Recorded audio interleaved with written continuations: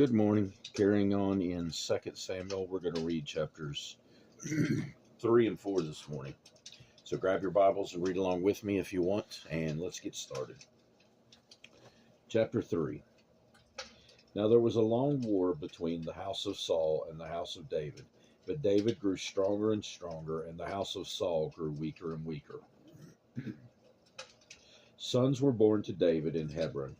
His firstborn was Amnon by Ahinoam, the Jezreelitess; the second, Chalib by Abigail, the widow of Nabal the Carmelite; the third, Absalom, the son of Maacah, the daughter of Talmai, king of Geshur; the fourth, Adonijah, the son of Haggith; the fifth, Shephatiah, the son of Abital; and the sixth, Ithream, by David's wife, Eglah. These were born to David in Hebron. Now it was so, while there was war between the house of Saul and the house of David, that Abner was strengthening his hold on the house of Saul. And Saul had a concubine whose name was Rizpah, the daughter of Aiah. So Ishbosheth said to Abner, "Why have you gone into my father's concubine?"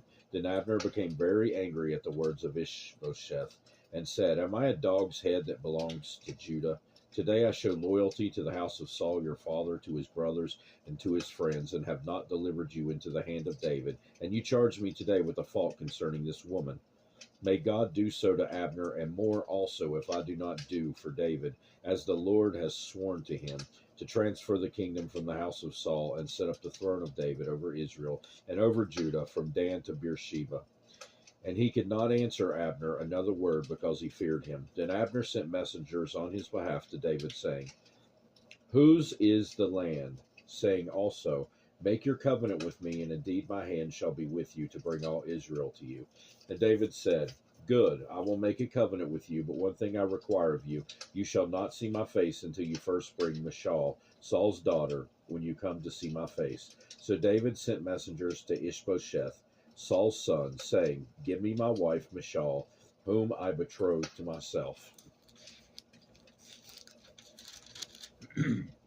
for 100 foreskins of the Philistines." And Ishbosheth sent and took her from her husband, from Paltiel the son of Laish. Then her husband went along with her to Bahurim, weeping behind her. So Abner said to him, "Go, return." And he returned. Now Abner had communicated with the elders of Israel, saying, "In time past you were seeking for David to be king over you. Now then do it, for the Lord has spoken of David, saying, By the hand of my servant David I will save my people Israel from the hand of the Philistines and the hand of all their enemies." And Abner also spoke in the hearing of Benjamin. Then Abner also went to speak in the hearing of David in Hebron, all that seemed good to Israel and the whole house of Benjamin. So Abner and 20 men with him came to David at Hebron, and David made a feast for Abner and the men who were with him. Then Abner said to David, "I will arise and go and gather all Israel to my lord the king, that they may make a covenant with you, and that you may reign over all that your heart desires." So David sent Abner away, and he went in peace. At that moment, the servants of David and Joab came from a raid, and brought much spoil with them. But Abner was not with David in Hebron, for he had sent him away, and he had gone in peace. When Joab and all the troops that were with him had come, they told Joab, saying, "Abner the son of Ner came to the king, and he sent him away, and he is gone in peace." Then Joab came to the king and said, "What have you done?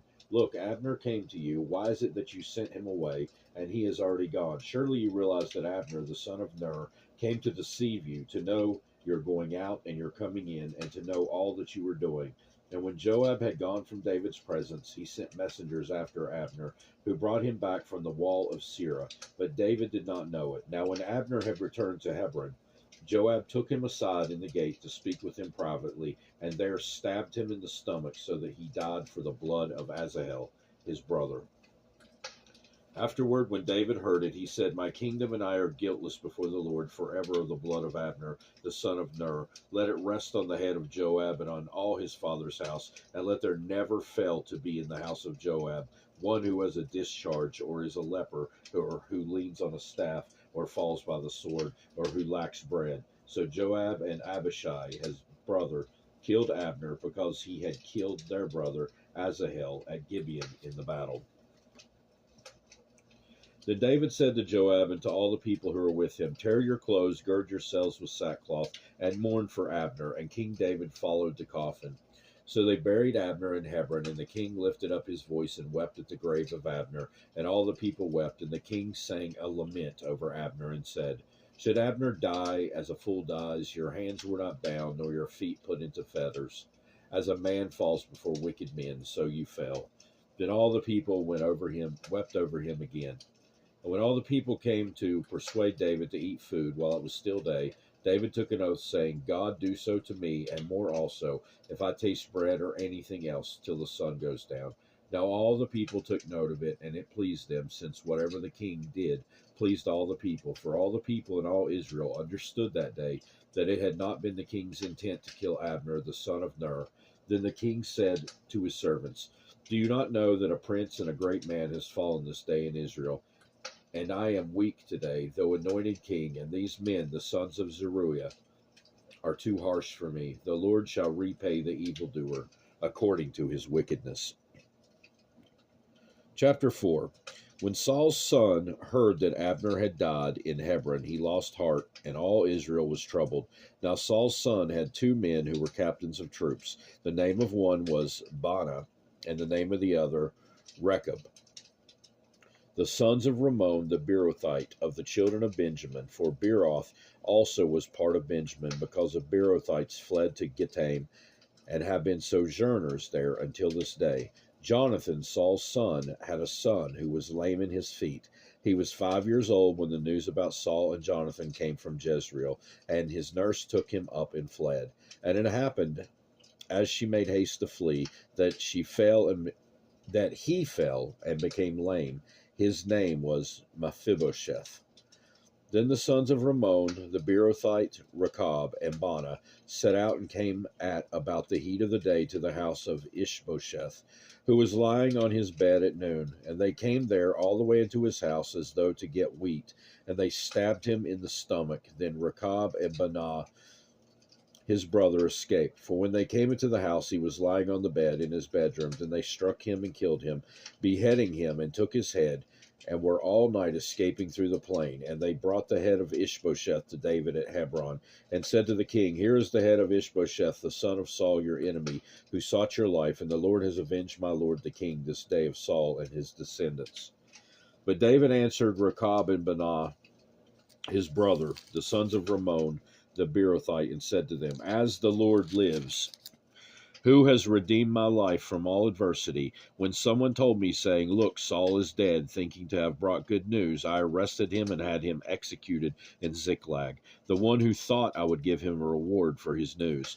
How much more when wicked men have killed a righteous person in his own house on his bed? Therefore shall I not now require his blood at your hand, and removed you from the earth?" So David commanded his young men, and they executed them, cut off their hands and feet, and hanged them by the pool in Hebron. But they took the head of Ishbosheth and buried it in the tomb of Abner in Hebron. That'll do it for this time. God willing, we'll be back again soon. I hope you have a great rest of your day, and please read your Bibles for yourself. Goodbye.